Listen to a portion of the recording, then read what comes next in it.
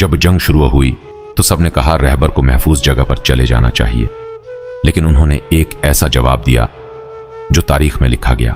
Larijani نے کہا، میرے رہبر، یہ چھپنا نہیں ہوگا، صرف وقتی طور پر غائب ہونا ہوگا۔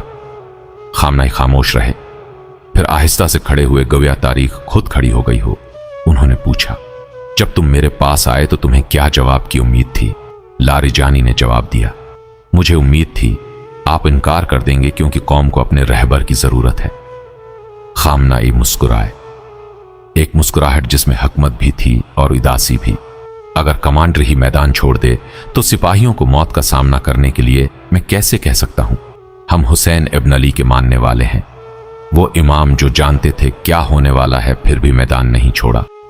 کچھ رہنما خطرے سے بچ جاتے ہیں اور قوم کی یاد سے بھی غائب ہو جاتے ہیں، لیکن کچھ تاریخ میں ہمیشہ زندہ رہتے ہیں۔